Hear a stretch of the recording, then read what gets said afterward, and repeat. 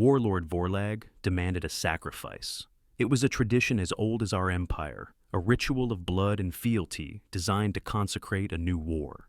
I, Kalen, first scribe of the Krothak Imperium, had recorded 37 such consecrations.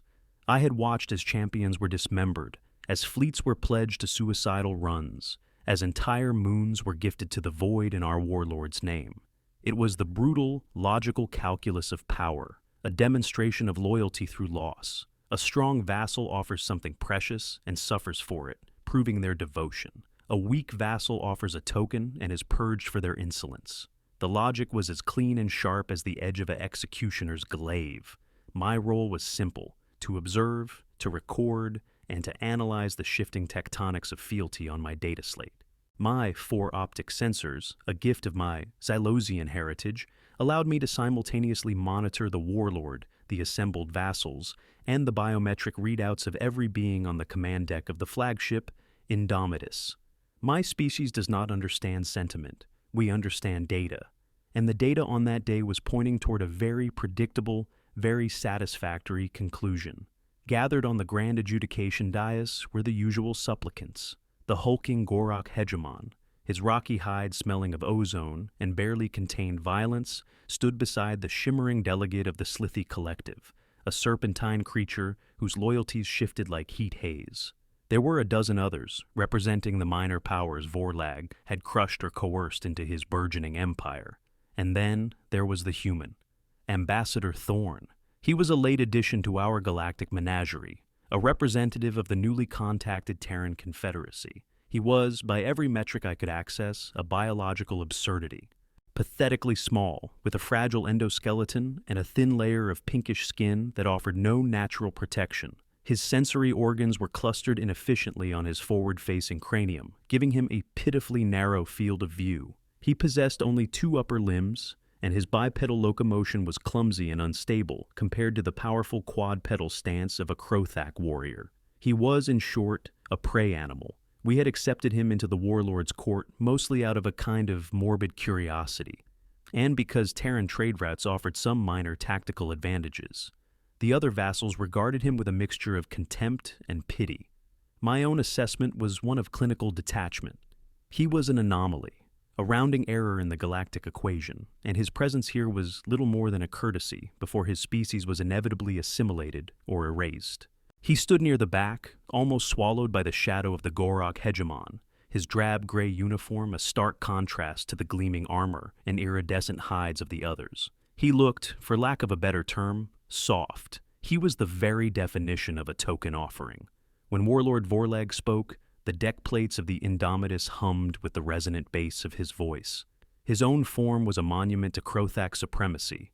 12 feet of armored black chitin, 4 massive arms tipped with razor-sharp claws, and a broad fanged head from which a crown of sensory horns twitched, tasting the electronic scent of the room.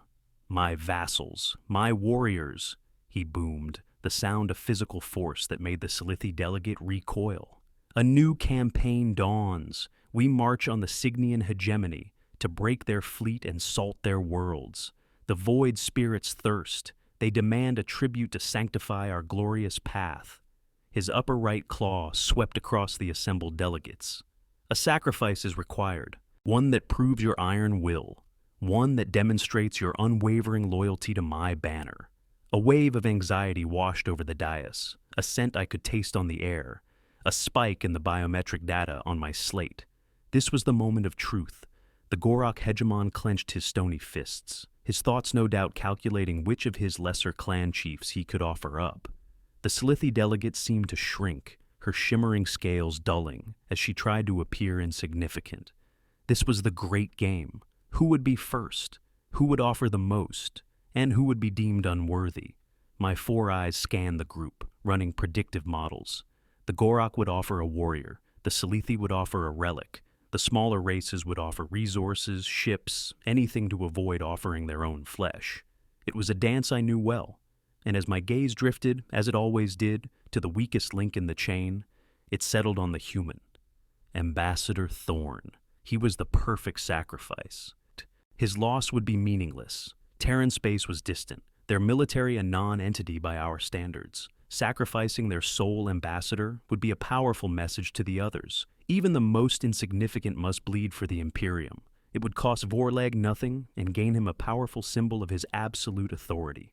I could see the same calculation flickering across the minds of the other delegates. Their eyes, claws, and assorted sensory appendages began to subtly orient towards the small, soft creature in the corner. He was their out, their scapegoat. A collective sigh of relief was almost palpable as they realized they could simply nominate the human and be done with it.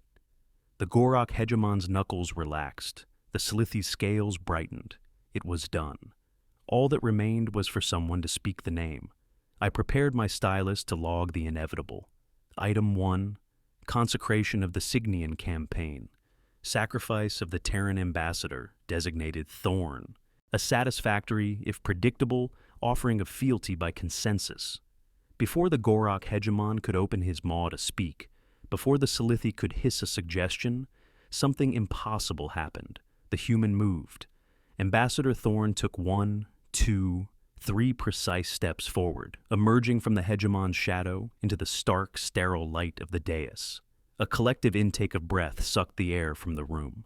My own mandibles, usually so steady, clicked in a single, sharp report of surprise. The biometric readings on my slate went haywire. The Gorok's heart cores skipped a beat. The Salithi's internal temperature plummeted. All my predictive models shattered into useless fragments of data. A prey animal does not walk toward the predator. It does not offer its throat. It flees. It hides. It begs. This was a violation of natural law. Warlord Vorlag himself, for the first time in the 37 consecrations I had witnessed, was silent. He tilted his massive head, his sensory horns focusing entirely on the small figure before him. The Krothak honor guard, hulking brutes flanking the command throne, shifted their weight, their low, guttural chuckles echoing in the sudden stillness. They saw what I initially saw, a coward, eager to get his pathetic death over with. A weakling so terrified that he was volunteering to be the first on the altar.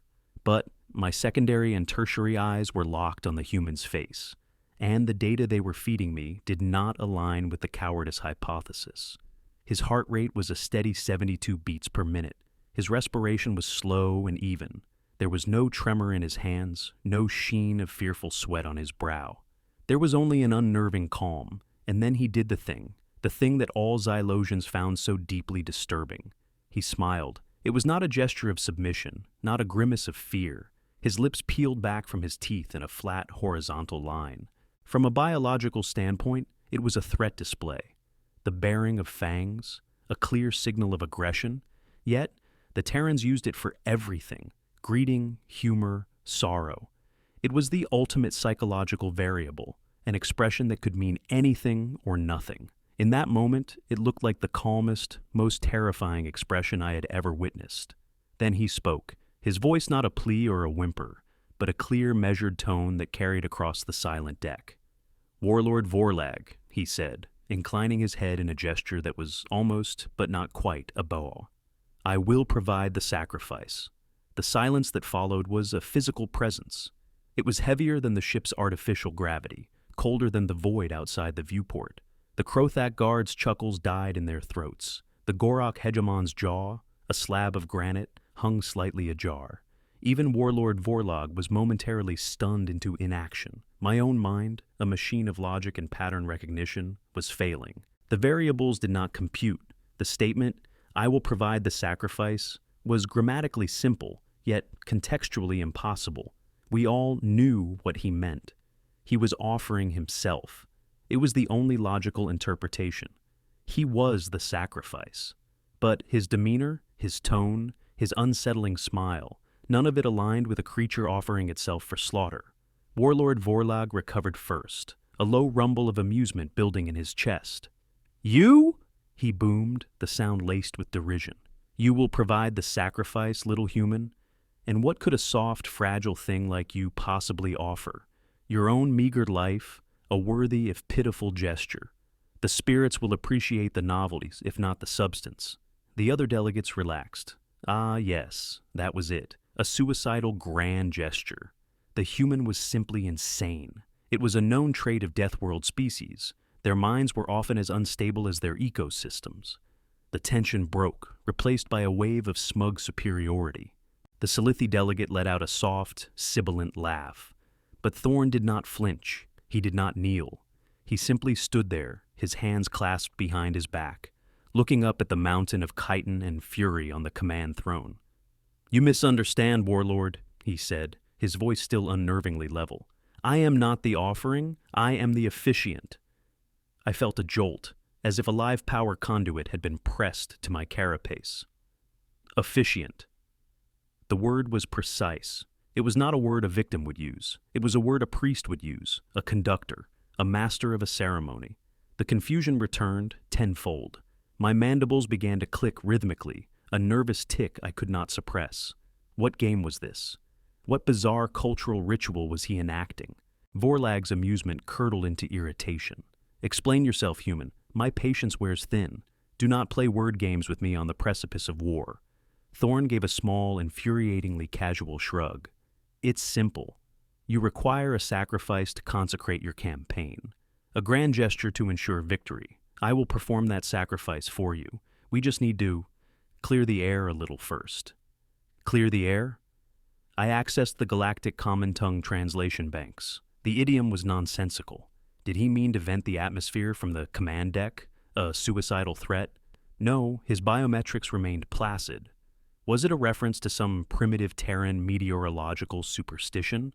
My internal processors spun, searching for a logical framework, for any precedent in the 3,421 documented first contact scenarios in the Imperial archives. There was none. The human was operating outside of every known parameter of galactic diplomacy and warfare. He was not following the script. He was not even on the same stage. He was behaving as if he held all the power in the room, a delusion so profound it was beginning to feel less like insanity and more like something else, something I did not yet have a name for. The human, Thorn, took another step forward, his gaze now fixed on the center of the dais. Upon it rested the heart of the Indomitus, the celestial command table. It was a 10-meter-wide disk of polished obsidian, currently dormant. When active, it projected a real-time, three-dimensional holographic map of the entire sector, displaying fleet movements, planetary alignments, and hyperspace conduits. It was the Warlord's chessboard and the brain of his war machine. "I will require the use of the altar," Thorn said, gesturing to the command table with a slight nod of his head, and a single unmonitored data link to the primary command node. A wave of shock and outrage rippled through the assembled Krothak. The audacity of the request was breathtaking. It was like a grub asking to handle the Queen's royal eggs. The celestial command table was the most sacred piece of military hardware in the Imperium. Access was restricted to the Warlord and his highest-ranking strategists. For a foreign delegate, a primitive no less, to request access was an insult of the highest order. To ask for an unmonitored link was tantamount to treason. Two of the honor guards took a menacing step forward, their plasma glaives humming to life. "The human grows bold," one of them snarled, his voice a gravelly rasp. "He mistakes the Warlord's amusement for weakness. Let us teach him his place." But Warlord Vorlog, to my utter astonishment, raised a massive claw, halting them. The derision in his expression had been replaced by something else, a raw, predatory curiosity. This was no longer a simple ritual of fealty. It had become a spectacle. The human's sheer, incomprehensible nerve had intrigued him. Vorlag was a creature of impulse and ego. He could not resist seeing this absurd play through to its conclusion. "You wish to play on my command table, little human?" Vorlag rumbled, a dark smile spreading across his fanged maw.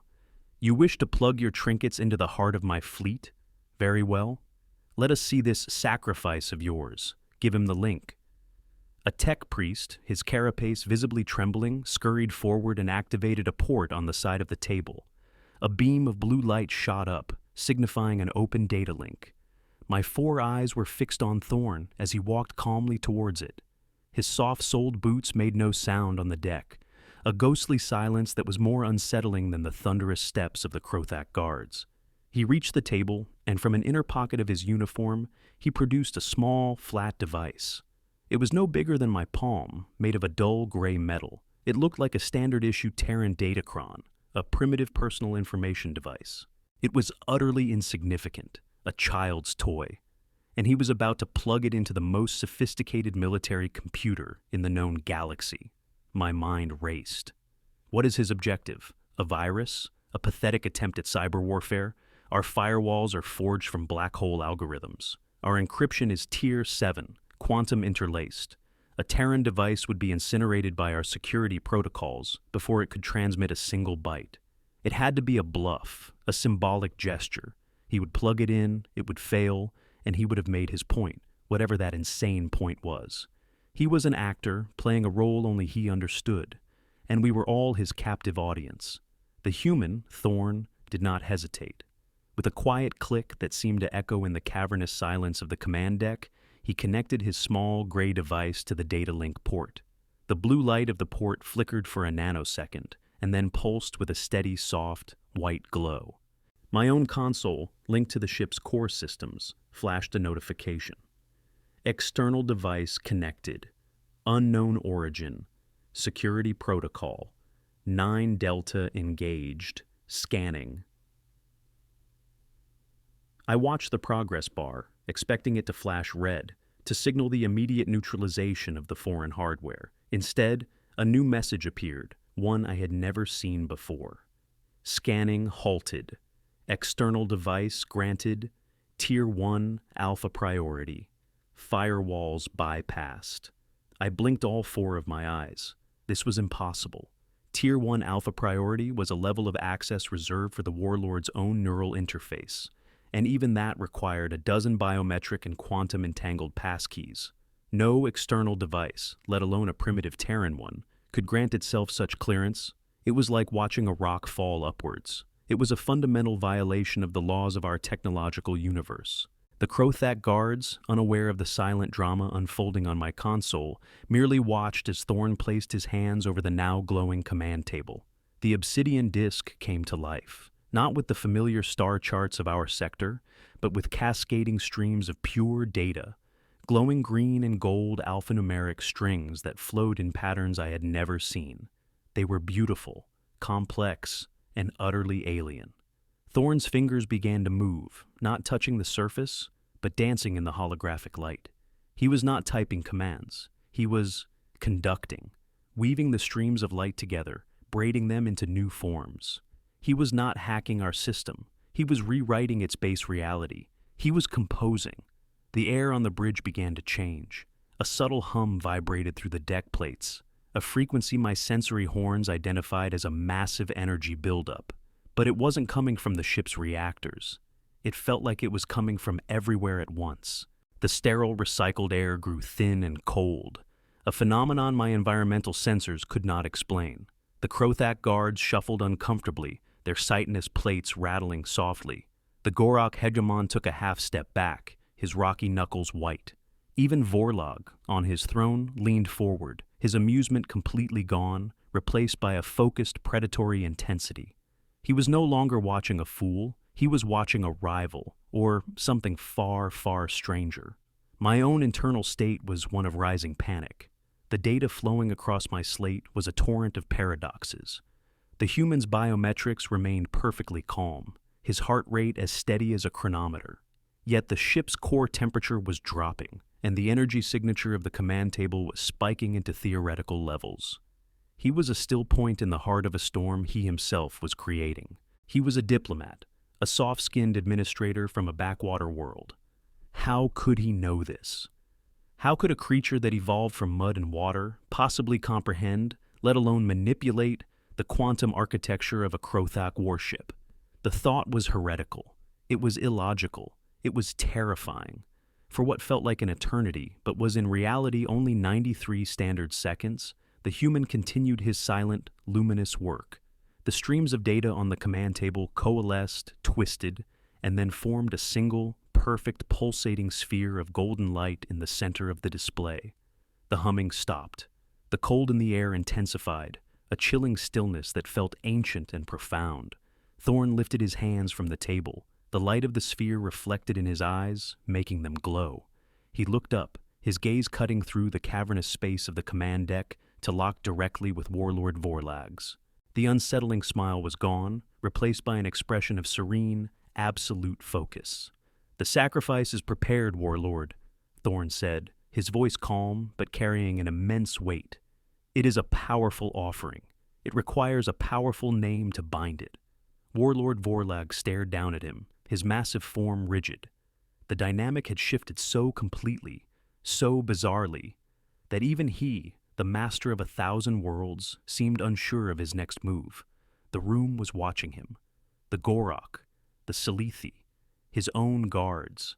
They were all waiting to see how their leader would respond to this unprecedented challenge. To back down now would be to admit confusion, to show weakness. Vorlag's ego could not allow that. He threw his head back and let out a roar of laughter, but it was a different sound this time. It was strained, brittle, a desperate attempt to reclaim control of the situation. "A name? You wish for a name, human sorcerer?" he boomed. "Very well, I name my enemy. I name the architect of the Signian threat. I name Fleetmaster Zorgon." He slammed one of his massive claws on the arm of his throne, the impact echoing like a cannon shot. "Let your sacrifice be the fleet of Zorgon. Show me his ships burning. Show me his command carrier torn asunder. Give me a sign worth believing." He expected a show, a simulation, a clever holographic projection of a fleet battle, perhaps, a symbolic trick to satisfy his demand. It was the only logical explanation for this elaborate, technological theater. Thorn simply nodded, as if the request was the most reasonable thing in the world. "Fleetmaster Zorgon of the Signian hegemony," he intoned, his voice like a judge passing sentence. "A worthy name for this offering." He turned back to the command table. He reached out a single finger and gently touched the pulsating golden sphere, and on the main view screen, a 50-meter wall of crystal-clear imagery showing the real-time galactic map.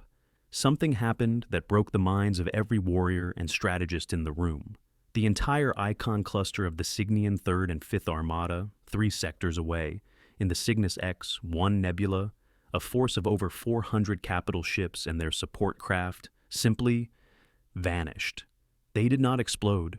There were no flashes of light, no energy signatures of weapons fire. The icons just winked out of existence as if they had never been there. The space they had occupied was now empty, black, and silent. A silence descended upon the command deck so absolute it felt like the universe itself was holding its breath. My 4 eyes were locked on the main view screen, trying to process the negative space where a moment ago an entire armada had been displayed. It wasn't just the icons. My console, which monitored all galactic network traffic, was screaming with error messages. All communications from the Signian fleet, gone. All their automated ship-to-ship network handshakes, gone. All their transponder signals, their energy signatures, their quantum entanglement beacons, all gone. Not just gone, erased. It was as if 400 starships, their crews, their history, had been plucked from the fabric of reality. My mandibles were locked open in a rictus of silent, primal shock. My secondary limbs, usually tucked neatly beneath my thorax, had splayed out, bracing myself against a fall that wasn't happening. The Krothak Honor Guard were frozen in place, statues of black chitin and disbelief. I could hear the faint, high-pitched stress whine of their armor's inner servos. The Gorok hegemon had physically sunk to his knees, his rocky fists pressed against the deck as if to keep the world from dissolving beneath him. The Salithi delegate had coiled herself into a tight, trembling ball. And Warlord Vorlag. He was on his feet. He had risen from his throne, a mountain of stunned muscle and chitin, staring at the blank spot on the map. His sensory horns were twitching frantically, tasting nothing, sensing nothing where a fleet should be. The data continued to cascade down my own screen, a frantic attempt by the Indomitus Core AI to make sense of the impossible. Query: Signian 3rd Fleet. Result: no entity found. Query: Signian 5th Fleet. Result: no entity found. Query: Fleetmaster Zorgon. Result: no entity found. It was not a destruction, it was a deletion. A strategic assassination performed on a scale so vast it was conceptually incomprehensible. Thorn hadn't used a weapon. A weapon leaves debris. A weapon leaves energy signatures, radiation, wreckage. This was clean. He hadn't fought a battle. He had edited the universe. I forced my primary eyes away from the screen and back to the human. He stood by the command table, which had now gone dark, the golden sphere of light having faded away. He looked untroubled, as if he had just completed a minor administrative task. And in that moment, a new horrifying stream of data appeared on my console. It was a single heavily encrypted packet, sent from a deep space listening post near the Cygnus Nebula, a post so secret not even I had known about it. It contained a single, repeating emergency signal, not from the Cygnian fleet, but from neutral freighters in the area. The message was simple, and 1,000 times more terrifying than a report of destruction. Sector 7. Gamma is silent. All ships of the Cygnian hegemony are dark and adrift. No power, no communications, no life signs. They are ghost ships, adrift in the dark. Thorn hadn't destroyed them. He had turned them off. He had reached across 50,000 light years and flipped a switch that neutered an entire armada, rendering it nothing more than a collection of helpless, frozen metal coffins. The human, Thorn, calmly reached down and disconnected his small gray device from the command table. The port's light flickered from white back to its standard blue, as if nothing had ever happened. He slipped the device back into his inner pocket and turned to face the room. He walked back to the center of the dais, stopping before the still-risen, still-silent form of Warlord Warlag. And then he smiled again. That same baring of teeth. But it was not the same. Before, it was unsettling, a confusing biological anomaly. Now, it was the most terrifying sight in the known galaxy. It was not the smile of a diplomat. It was the smile of a god, or a demon, or something far beyond our pitiful comprehension. It was the smile of a creature that could unmake fleets with a thought.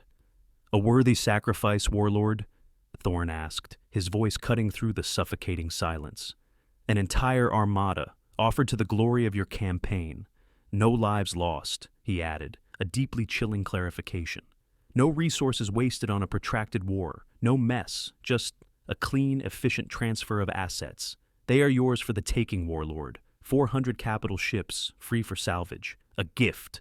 The words hung in the air, each one a hammer blow against the foundations of Krothak ideology.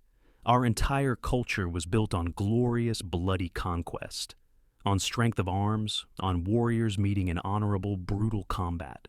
We measured power in megatons and body counts, and this soft, small creature had just demonstrated a form of power we had never conceived of, the power of absolute logistical dominance. He had not defeated Zorgon. He had obsoleted him. He had won the war before the first shot was even fired, and he had done it as a sacrifice. The sheer mind-bending inversion of it all was too much. Warlord Warlag, the conqueror of 100 systems, the butcher of the Quan race, slowly, ponderously, sank back into his throne. He did not sit as a king. He collapsed into it, like a puppet whose strings had been cut. His gaze was no longer on the map, but on the human. His expression was not one of anger or confusion. It was one of pure, unadulterated fear. A new sound began to fill the room, a soft, rustling, scraping sound. It was the other delegates, the Gorok hegemon, the Salithi, the lesser vassals. One by one, they were prostrating themselves. They were not bowing to Vorlog. They were bowing to the human. They were turning their bodies towards Ambassador Thorn and lowering themselves to the deck in the ultimate gesture of submission, a gesture reserved for deities and beings of cosmic power. My own body was betraying me. The cold analytical fluid that served as my blood felt like ice in my veins. My chitinous plates were vibrating, a stress response I hadn't experienced since I was a larva facing my first predator. I finally understood. The human smile was not a threat display. It was a promise. We saw a fragile creature in a drab uniform. We saw a prey animal. We were wrong. We were staring at a hunter so far beyond our own evolution that we couldn't even recognize it. We were bacteria, marveling at the complexity of a star. A new age began in that moment of silent prostration. The balance of power in the galaxy didn't just shift. It was annihilated and redrawn from scratch by a quiet man with a small gray box. Warlord Vorlag, his booming voice now a hoarse whisper, finally spoke. What do you want?" It was the question of a defeated king to his conqueror. It was a plea. The entire Krothak Imperium, its fleets, its worlds, its treasury. All of it was implicitly on the table. The other delegates remained on the floor, not daring to move, awaiting the human's decree. Thorne's smile softened into something less predatory and more weary, as if the display had bored him. "Want?" he repeated, his tone casual. "The Terran Confederacy has no desire for conquest, Warlord. We're not very good at it. Too much paperwork." The absurdity of the statement, the sheer glibness of it, was a final, crushing psychological blow. He had just demonstrated the ability to decapitate an empire without leaving his room, and he was complaining about paperwork. He looked around at the prostrated forms. "We would, however, appreciate a formal trade agreement, favorable tariffs on agricultural and medical technology, and a guaranteed safe passage for our merchant vessels through Krothok space. That seems fair." He paused, then added, almost as an afterthought, "And I could really go for a cup of tea, Earl Grey, hot, if it's not too much trouble." Tea. He had just held the fate of 1,000 worlds in his palm, and he was asking for a beverage made from boiled leaves. The request was so mundane, so utterly disproportionate to the power he had just wielded, that it broke something in my logical Xylosian mind. It was a demonstration of a different kind of superiority, the superiority of a being so powerful that the trappings of power are meaningless to it. Warlord, moving like a very old, very tired creature, simply nodded. He gestured to me, his claw trembling slightly. "Scribe Kalen, see to it, see to all of it." I bowed, my 4 eyes unable to meet the human's gaze. I was a recorder of history, and I knew I was now a footnote in his. As I turned to carry out the orders, I began to draft the official report in my mind. Warlord Vorlog, in his infinite wisdom, accepted the Terran Confederacy's symbolic gesture of fealty. In a display of technological prowess, the Terran ambassador assisted in identifying a critical vulnerability in the Cygnian fleet network, paving the way for a glorious and swift Krothak victory. It was a lie, a neat and tidy fiction to preserve the dignity of the Imperium. But this personal log, this record I am dictating now, holds the terrifying truth. We thought we were the apex predators of the galaxy. That strength was measured in chitin and claws and the explosive yield of torpedoes. We were wrong. We were children, playing with fire in a universe that contained the storm. We had demanded a sacrifice from a species that could sacrifice entire fleets, that could turn off stars, that viewed the laws of physics as mere suggestions. The age of warlords and empires, the age of brutal, simple strength, had ended on that dais. It hadn't ended with a bang, but with a quiet click, a cascade of silent code, and a polite request for tea. And as I scurried away to find a nutrient synthesizer that could replicate the chemical compounds of Earl Grey, one thought consumed my every processor. We had not just met a new species, we had discovered a new definition of power, and we, the mighty Krothak Imperium, were no longer at the top of the food chain.